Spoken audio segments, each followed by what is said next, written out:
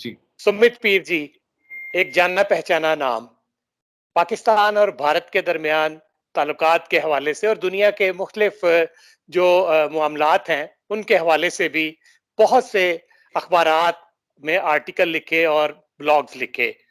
मेरी खुशकिस्मती है कि आज मेरे साथ मौजूद हैं। मैं वेलकम करता हूं सुमित जी आपको। Thank you sir, thank you very much. आप एक जाने पहचाना नाम है आपका पाकिस्तान और भारत के ताल्लुकात के हवाले से तजिया निगार के तौर पे।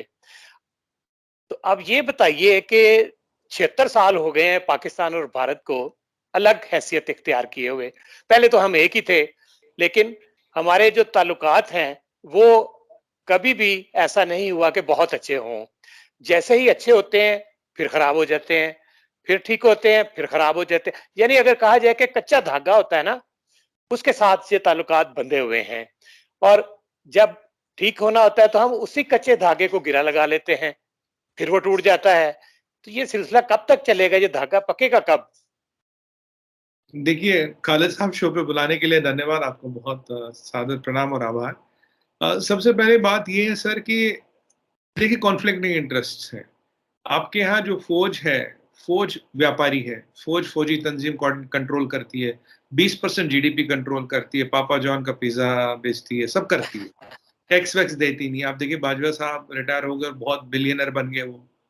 पहले उनकी वाइफ टैक्स नहीं देती थी, अब 500-600 मिलियन डॉलर उनके अकाउंट में पाए जाते हैं। दिक्कत ये है कि फ़ौज के कॉन्फ्लिक्टिंग इंटरेस्ट्स हैं हुकूमत पाकिस्तान के साथ। क्योंकि कश्मीर नाम का चूरन, मज़हब के नाम की ये इस्लाम, ग़ज़वा-ए हिंद ये सब चलता रहता है। जहाद-वहाद ये सब नाम पे दुकान चलती रहती है, पैसा आता रहता है और कुछ लोग अपना पैसा बनाते हैं सब में, जो फ़ौज है। हमारी 2014 से एक सिंपल पॉलिसी है खालिद साहब, वो है terror and talks can not go together. अगर ये पाकिस्तान की एस्टेब्लिशमेंट और पॉलिटिकल और मिलिट्री एस्टेब्लिशमेंट दोनों साथ है और बोले यार हमें ये टेररिज्म बंद करना है, ये हाफिज़ सईद वगैरह है, ये टेररिज्म को बंद करना, मुझे लगता है सूरत बेहतर हो सकती है, piece can get a chance. ऐसी बात नहीं है। बट एक हाथ से टेरर, एक हाथ से पीस ये नहीं हो सकता। और अगर आप भुट्टो साहब को भी देखिए, उनकी फॉरेन पॉलिसी भी बड़ी उलझी हुई है। अभी जो उन्होंने कमेंट किया है मोदी जी को लेके, इट्स अ डिप्लोमैटिक डिजास्टर। मतलब वो किसी फॉरेन मिनिस्टर को नहीं करना चाहिए, वो उनको शोभा नहीं देता। अब उन्होंने कर दिया तो कर दिया, बट ये चीजें क्या होती है ना खालिद साहब, इससे दरार कहीं ना कहीं गहरी होती, भरती नहीं है। अगर लेकिन ये हम दिल्ली का, ये जो गुजरात का बुचर, ये तो अब भारत में भी सब लोग मोदी जी को कहते हैं। अगर बिलावल भुट्टो जरदारी ने कह दिया तो उन्होंने तो वही कुछ कहा है ना जो भारत में उनको कहा जाता है। उसमें जी नई बात क्या है? मैं बताता हूँ, देखिए भारत में एक पहले एक सेशन कोर्ट बैठता है, फिर हाई कोर्ट बैठता है, फिर एसआईटी बैठती है, फिर सुप्रीम कोर्ट बैठता है। 22 साल लगते हैं। 22 साल बाद उन्हें क्लीन चिट मिली। ये कुछ लोग पॉलिटिकल रीजंस के लिए, अपने पॉलिटिकल मफादात सेट करने के लिए बैठते हैं। बट बिलावल भुट्टो जरदारी साहब एक रेस्पॉन्सिबल फॉरेन मिनिस्टर है, और as a foreign minister there is a decorum to the post. देखिए कोई इंडिपेंडेंट आदमी का आप क्या कहता है वो कह सकता है, हम डेमोक्रेसी में उसको रोक नहीं सकते। बट एक फॉरेन मिनिस्टर जब कंट्री के बोलते हैं तो वहां दिक्कत है। कल को बहुत सी चीजें यहाँ भी होती है। अभी इमरान खान साहब के टेप आए, वो आए, तो हमने कुछ बोला नहीं, डॉक्टर जयशंकर साहब ने कुछ बोला, वो उनका अपना मसला है, वो आपका आपका अपना मसला, आप उसको कैसे देखेंगे, कैसे हैंडल करेंगे। बट ये चीजें जो है ये थोड़ी गड़बड़ हो रही। मुझे समझ नहीं आ रहा कि पाकिस्तान को अभी भी टेररिज्म से मिला क्या। अगर टेररिज्म आप बंद कर दें, अगर टेररिज्म को सपोर्ट बंद कर तो चीजें नॉर्मल हो सकती है। पर ऐसी क्या मोहब्बत है टेररिज्म से, ऐसी क्या मोहब्बत है हाफिज सईद से, लकवी से, ये जितने भी है, क्या नाम उसका, सलाउद्दीन से। तो ये इनको इनको बंद नहीं किया जा रहा। वैसे जैश ए मोहम्मद वाले तो दिखा नहीं अब तक बालाकोट के बाद, और ये उनकी चीजों को बंद नहीं किया जा रहा। ये दिक्कत ये है खालिद साहब, क्योंकि आप देखिए ये चीजें, यहाँ दिक्कत क्या है टेररिज्म से। हमारी अदावत चाइना से भी है, पर चाइना टेररिस्ट नहीं भेजता। टेररिस्ट जो है वो कॉमन आदमी को इम्पैक्ट करता है। टेररिज्म कॉमन आदमी की लाइफ को इम्पैक्ट करता है। इसलिए रेजिनमेंट इन अ डेमोक्रेसी बहुत ज्यादा है for terrorist and terrorism. That is the reason. ये बहुत बड़ा कारण है। वाइल एज अगर आर्मीज की आपस में अदावत हो, देश की अपना मसवादत हो, वो डिप्लोमेटिक लेवल पे, मिलिट्री लेवल पे हैंडल हो, तो एक जो अंदर की इकोसिस्टम जो इंसुलेटेड रहते हैं।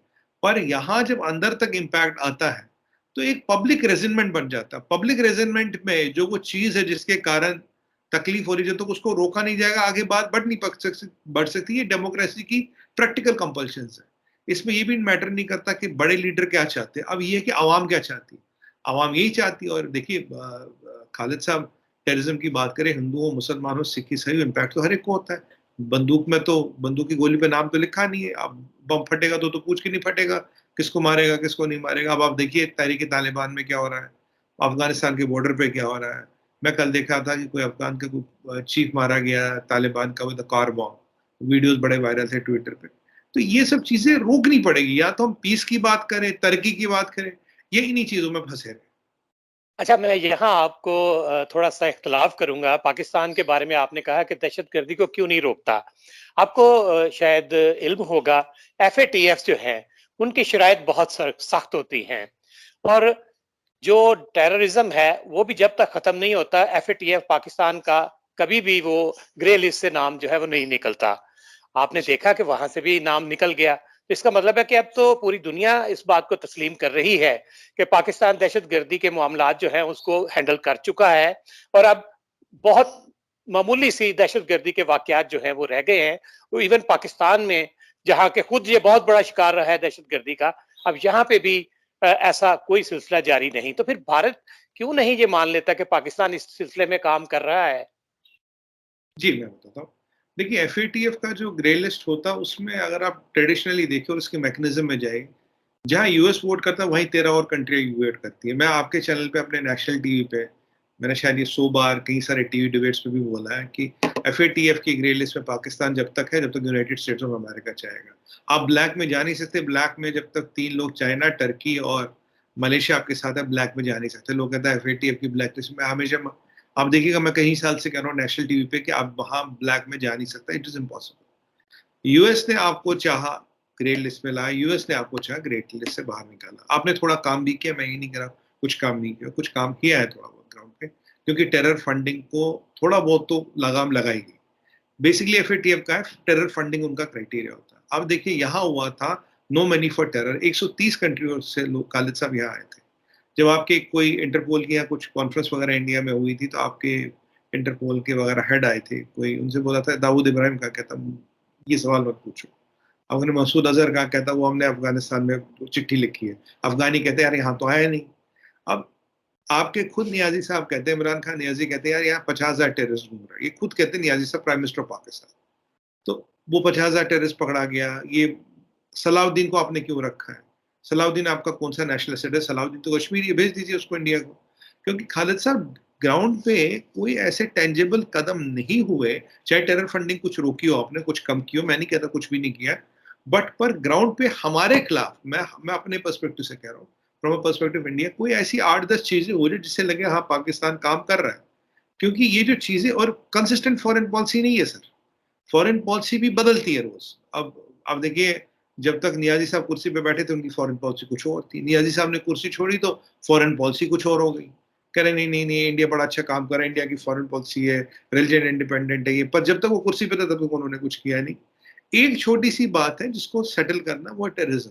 और मेरा ये मानना है कि अगर कुछ आप ऊपर के, तो आप बोलेंगे 2-4 ऊपर के टेररिस्ट जेल में है। पर मैं बताऊँ, टेररिस्ट कैंप बंद हुए नहीं हुए, बैट टीम्स बंद हुई नहीं हुई, लॉन्चिंग पैड्स बंद हुए नहीं हुए, ट्रेनिंग अब भी हो रही है। आपने देखा कल भी 4 टेररिस्ट मारे थे, यहीं से सिदरा साइड से क्रॉस किए थे। 7 AK-7, 4 पिस्टल, 150 राउंड बुलेट्स के और कुछ ग्रेनेड एम्यूनिशन कल भी मिला है। तो ये ड्रोन से हथियार आए। देखिए आपके आर्मी चीफ आते तो ड्रोन से हथियार यहाँ आते।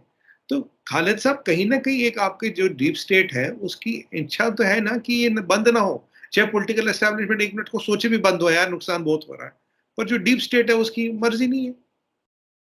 देखिए, आपकी जो पार्लियामेंट है, वहाँ पे भी ये बात सामने आई कि कश्मीर का मामला जो है और इंटरनेशनल बॉर्डर जो है, वहाँ पे जो दरअंदाज़ी के वाक़यात थे, वो अब ना होने के बराबर हैं।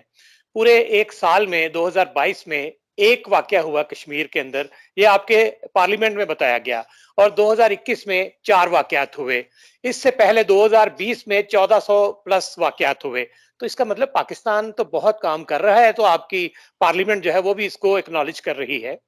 जी, मैं जवाब दूँगा खालिद साहब। देखिए पहले हम बात करें, जब गलवान का इंसिडेंट हुआ, उन 6 महीने में 7,554 सीज़ फायर वायलेशंस हुई, जो 10 साल का रिकॉर्ड था। एवरेज 10 साल में करीब 500-700 होती थी। अब 6 महीनों में पाकिस्तान आर्मी ने 10 साल की सीज़ फायर वायलेशंस कर ली। जबकि आप चाइनीज को थोड़ा एज दे रहे थे। फिर आपने बोला जी सीज फायर करना है, सीज फायर हुआ, वाकयात घटे हैं, बिल्कुल घटे हैं, पर इंसर्जेंसी तो कम नहीं हुई। इंसर्जेंसी कम उतनी है, अब भी हथियार आ रहा है, अब भी मेड इन पाकिस्तान हथियार आ रहा है, कहीं ना कहीं से तो आ रहा है। चाहे जो हथियार पकड़ा जा रहा है, अभी ड्रोन से, अब तो आपने नया सिस्टम शुरू कर दिया, अब तो ड्रोन से आ रहे हैं, ड्रग्स भी आ रहे हैं, हथियार भी आ रहे हैं। कितने पाकिस्तान ड्रोन, मैं अगर एक महीने में देखूं तो 3 से 4 इंसिडेंट हुए जो पब्लिकली भी दिखाए गए हैं। अच्छा, ये सलाउद्दीन आपके यहाँ क्या कर रहा है, हाफिज सईद है, ये क्या नाम है उसका, जैश ए मोहम्मद वाला नाम लखवी है, है। लखवी है, ये लखवी के तो साहब जेल में बच्चे होते हैं, तो ऐसी जेल है आपके वहां, उसके बच्चे होते हैं, खानदान की वृद्धि होती है। तो ये जितने चीज है, और जब तक, और मैं ये नहीं कहता आप चाह के बंद नहीं कर सकते, आप चाहे तो बंद कर सकते हैं, अगर पाकिस्तान आर्मी चाहेगी तो 2-3 साल में सब बंद हो जाएगा। बट अभी चक्कर क्या है सर कि ये सब दिखा दिखा के ही तो आर्मी का दबदबा चलता है ना। यहाँ मैं कह रहा हूँ, यहाँ गवर्नमेंट और आर्मी और क्रॉस रोड्स। बट ये आप भी जानते हैं, मैं भी जानता हूँ, अल्टीमेटली चलती है आर्मी की पाकिस्तान में। गवर्नमेंट कोई भी आए, मतलब वो नियाजी साहब हो, वो शरीफ साहब हो, वो कोई भी हो, अल्टीमेटली चलनी है जो आर्मी चीफ होगा। अभी बाजवा साहब थे, अब मुनीर साहब आए, तो चलनी तो उनकी है। अब देखिए, मुनीर साहब आए तो पहले वो कश्मीर के बॉर्डर पे गए, जबकि वहां कुछ नहीं था, या अफगानिस्तान साइड से बहुत दिक्कत थी, वहां वो गए नहीं। उन्होंने कहा जी आज हम भी कैपेबिलिटी में इंडिया के अंदर भी जाकर ऑपरेशन कर सकते हैं। बाकी खालिद साहब आप भी जानते हैं 3 दिन का एम्यूनिशन बचा है, और 3 दिन का एम्यूनिशन भी शायद टीटीपी वाले खत्म कर चुके होंगे अब तक। बट ये जो इंडिया ऑब्सेशन है, ये जो इंडिया वो है, अब देखिए फ्लड आई, बोला भाई हमें इंडिया से सब्जी नहीं लेनी। अब ईरान ने टमाटर भेजे, वो हमने फोड़ दिए बोल के ये शिया टमाटर। अब शिया भी तो मुसलमान है ना, शिया भी तो मुसलमान है, मगर नहीं नहीं, वो शिया टमाटर हमने फोड़ दिए। यहाँ जो कॉन्फ्लिक्टिंग कैंप्स है, अगर मैंने इसको बहुत स्टडी किया, वो टीवी डिबेट्स हुए हमारे नेशनल टीवी पे भी, जो कॉन्फ्लिक्ट कैंप है खालिद साहब, उनमें ये रस्साकशी चल रही है, क्योंकि सबके कॉन्फ्लिक्टिंग इंटरेस्ट है।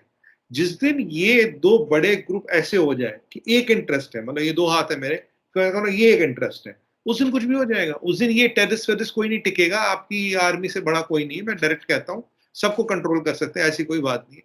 बट अभी जो आर्मी बिजनेस में है, उनके बिजनेस इंटरेस्ट है, बिजनेस मफादात है, और 20% से 15 से 20% का जीडीपी कंट्रोल करती, 45 से 60 billion is a lot of money. फिर नार्कोटिक्स ट्रेड है, फिर नार्को डॉलर है, सारी ओपीएम जो अफगानिस्तान की, वो बाहर कौन ले जाता, कहाँ से ले जाता, सबको पता है। चिटी बंदर कहाँ है, चिटी बंदर में क्या होता है, किस किस के वेयर हाउस है, किस, ये सब अब ओपन चीज में इंफॉर्मेशन है। अब दाऊद इब्राहिम पाकिस्तान में क्यों रहता है, खालिद सभी भी पता है। तो और उसको प्रोटेक्शन किसने दी है। अब उसामा बिन लादेन आपके कंटोनमेंट में रहता है, आर्मी कहता है यार हमें पता नहीं, इसके बच्चे होते, कहते हैं हमें पता नहीं, अमेरिकन आके निकाल लेते, फिर नियाजी साहब कहते हैं तो शहीद आजम है। तो ये कॉन्फ्लिक्टिंग चीजें जो मैं आपको प्रैक्टिकली बता रहा हूँ। बट हाँ, अगर विल होगी, कहीं ना कहीं सेटलमेंट हो सकता है। देखिए जी, पाकिस्तान आर्मी की आप बात कर रहे हैं, तो पाकिस्तान आर्मी के जो रिटायर्ड आर्मी चीफ हैं, कमर जावेद बाजवा, उनके बारे में तो इमरान खान भी कह रहा है कि वो भारत के साथ अच्छे ताल्लुकात चाहते थे, और इनका उन्होंने सबूत भी दिया। करतारपुर कॉरिडोर जो खोला, आपने देखे पाकिस्तान के अंदर तकरीबन 1.5-2 किलोमीटर 3 किलोमीटर का फासला है, जो हमने भारत के हवाले कर दिया। दूसरे लफ्जों में भारत आजादी के साथ वहां आ जा सकते हैं भारतीय लोग जो हैं। तो पाकिस्तान आर्मी जो है वो तो इस सिलसिले में भारत के साथ ताल्लुकात बेहतर बनाना चाहती है। आसिम साहब नए आए हैं, इनकी पॉलिसी तो अभी कुछ दिनों में वाज़ेह होगी, लेकिन कमर जावेद बाजवा, उन पर ये इल्ज़ाम भी लगता है और वो हकीकत भी है कि वो भारत के साथ ताल्लुकात बेहतर चाहते थे। तो जी। ये सारी बातें भारत को चाहिए ना कि इनको सामने रखे, और कश्मीर के साथ-साथ टेररिज्म के साथ-साथ जो मामलात हैं, उनको सामने लाए और इन पे बातचीत करता रहे। देखिए देखिए खालिद साहब, मोदी जी ने 2014 में कहा था, और आज हम 2022 के एंड में 23 पे, मतलब करीब करीब 7-8 साल हो गए। एक स्टेटेड पॉलिसी थी, terror and talks can not go together. 8 साल में कोई ऐसे टेंजेबल चीजें नहीं दिखेगा, 10 में से 5 भी दिखती, हाँ यार ये हो रहा है तो मानते। करतारपुर साहब की आपने बात की, क्या ये कहना गलत होगा भी जो करतारपुर साहब का मैनेजमेंट है, और जो वहाँ के आसपास के एरिया का मैनेजमेंट, ये पूरी आईएसआई चलाती है, ये तो इस पे हम डिबेट कर चुके हैं। और ये भी कहना गलत नहीं होगा, जो आता पूरी नजर रखते हैं, जो आता है इंडोक्ट्रेशन की भी बातें होती है वहाँ पे, कि भाई तुम ये करो, तुम वो करो। तो करतारपुर साहब तो आपके लिए एक स्ट्रेटेजिक एसेट था जो आपने खोला due to your own reasons. हाँ ठीक है, हमारे सिख भाई वहां जाते हैं, उनकी बड़ी जगह है, हम उसके लिए, मतलब we are thankful for that, for on the behalf of the Sikhs of India, वो कोई बड़ी बात नहीं। बट सच ये है खालिद साहब, उसके साथ भी एक एजेंडा चलता है। आपने कहा जब बाजवा साहब चाहते थे पीस, बाजवा साहब के टाइम में उरी भी हुआ, बाजवा साहब के टाइम में बालाकोट वाली भी घटना हो गई। अगर बाजवा साहब पीस चाहते तो ये चीजें होती नहीं। आपकी बैड टीम्स, वही मैंने कहा, लॉन्च पैड आपके एक्टिव, बैड टीम आपकी एक्टिव, टेररिस्ट कैंप आपके एक्टिव, आपका ये आपके नारकोटिक्स और आपका agri flash trade, drug trade, drones आपके एक्टिव। तो कौन सी ऐसी चीज है जो बंद की गई? अगर बाजवा साहब चाहते तो काफी चीजें बंद कर सकते थे। अगर आप ये टेररिस्ट, देखिए मैं ये नहीं कहता कि आईएसआई काम नहीं करती, आईएसआई काम करती है, रॉ भी काम करती है। जिस दिन आपके टेररिस्ट कैंप बंद हो जाएंगे, कसम मानिए सर, हमें 5 मिनट में पता लग जाएगा। 5 मिनट में खालिद साहब के यहाँ कंफर्मेशन आ जाएगी कि यानी कैंप बंद। यानी मैं ये समझूं कि रॉ के जो है पाकिस्तान में काफी लिंक्स हैं। नहीं, होने चाहिए रॉ के लिंक्स, होने चाहिए रॉ के लिंक्स, होने चाहिए। रॉ का काम वही है, रॉ का काम वही है। रॉ के तो यही लिंक्स हर। आईएसआई का काम है, इसीलिए अगर आप ये कहते हैं कि करतारपुर साहब में आईएसआई बैठी है तो मतलब उनका काम है। मैंने उसको अपोज नहीं किया। मैंने बोला, आपने कहा ना इंडिया के हवाले कर दी, मैंने बोला नहीं, वो आईएसआई कंट्रोलर्स में काफी सारे डिबेट्स कर चुका है, इसलिए मुझे डिटेल्स अच्छी तरह से याद थी, कितने लोग थे, क्या थे, वो नंबर याद नहीं आ रहा। शायद 1773 लोग आपके वहां अपने ड्यूटी पे भी लगाए, 2 कंपनियां लगाई थी, सारे आईएसआई वाले हैं।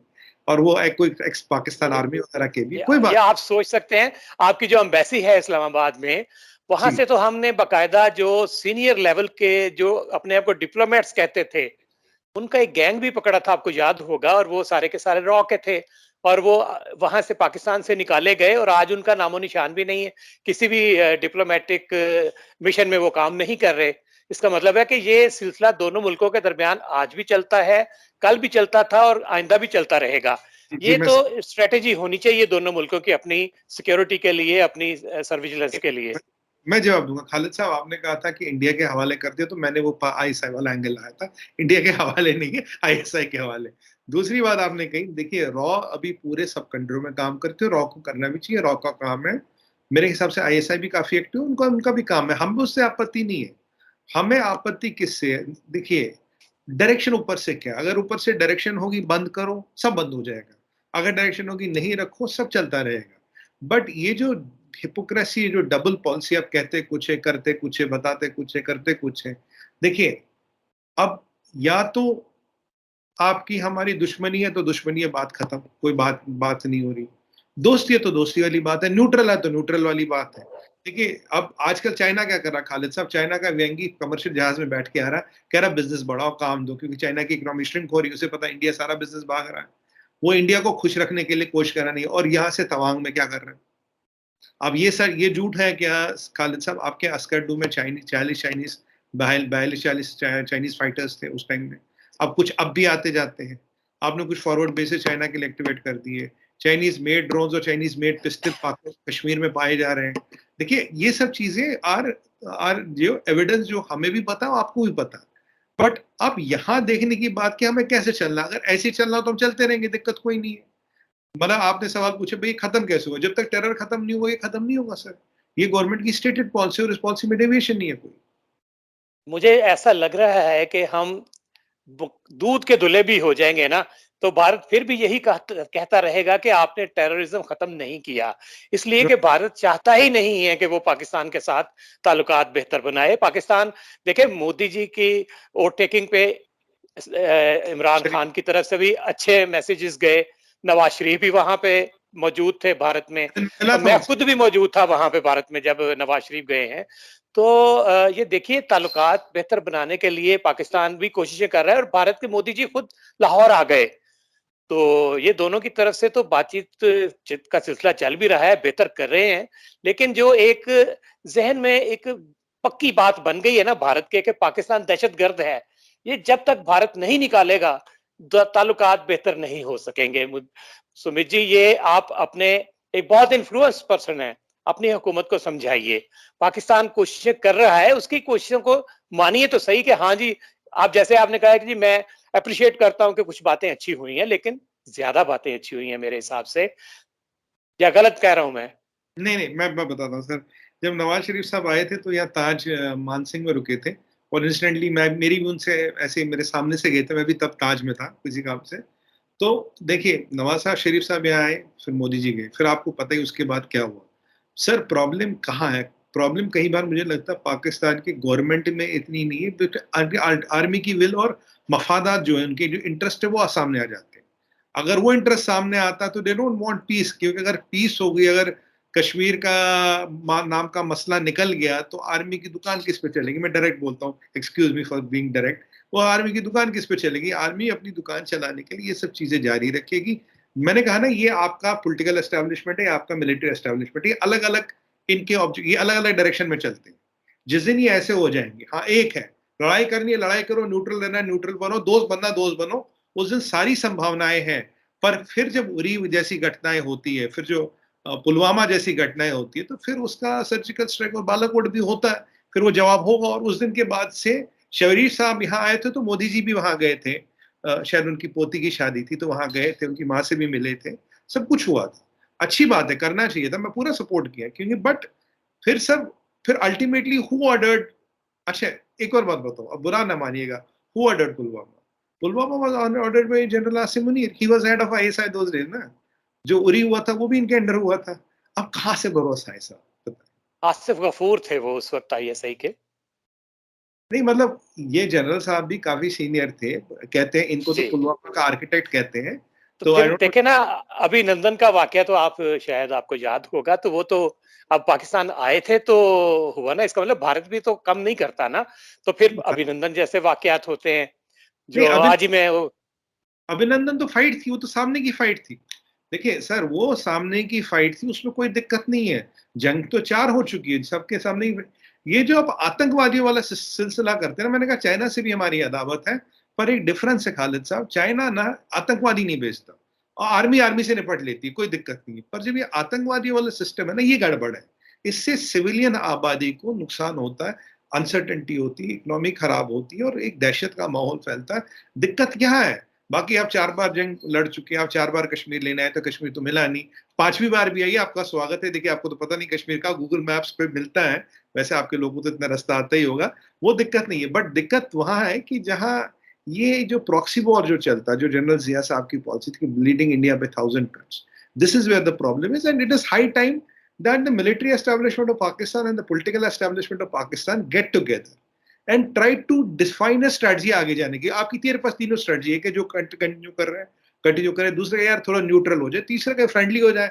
और मैं आपको एक चीज की गारंटी देता हूं, हमारे भी चेक्स बैलेंसेस पैरामीटर्स हैं सर, और जैसे वो चेक्स बैलेंसेस पैरामीटर्स में ये दिखेगा, आपको भी हम भागते नजर नहीं आएंगे, आपके साथ पास खड़े नजर आएंगे। देखिए, आप ना बातें ये मानेंगे कि भारत सही है, ना मैं मानूँगा कि पाकिस्तान सही है, ना ये कहूँगा कि दोनों गलत है, ना जो दोनों सही हैं। मेरी तो सिर्फ़ एक ही ख़्वाहिश है कि पाकिस्तान और भारत एक-दूसरे के ऊपर एतमाद करें। जब एतमाद की फ़िज़ा होगी तो यकीनी तौर पे हालात बेहतर होंगे। अगर हम ये कहते रहें कि जी पहले कश्मीर से 370 वाला मामला हल करो, आप कहते रहेंगे ये टेररिज़्म का सिलसिला खत्म करो, तो फिर ये दोनों मामलात जो है मुल्कों के, वो इसी तरह लटके रहेंगे और ये धागा कच्चा ही रहेगा। सुमित जी, आपका मैंने बहुत वक्त लिया, आपने बहुत अच्छी बातें की, ना मैं मानी, ना मैं आपकी बातें मानूंगा, ना आप मेरी बात मान रहे हैं। तो इसको बहस बराए बहस से बेहतर है कि अच्छे अंदाज में खत्म किया जाए और दुआ की जाए कि दोनों मुल्कों के ताल्लुकात अच्छे सिमत की तरफ जाए। मैं लास्ट में एक चीज बोलूंगा, खालिद साहब, बड़ा अच्छा लगा आपसे बात करके। We can agree not to agree, और we can agree to disagree, that is okay, but we are agreeing on that. और दूसरी बात मैं कहूंगा, मैं आप मेरे कोई भी वीडियो उठाएंगे, करीब 3-4 हजार डिबेट मैंने नेशनल टीवी पे भी किए हैं, मैंने हमेशा बोला है कि peace should be given a chance and rest is God's wish.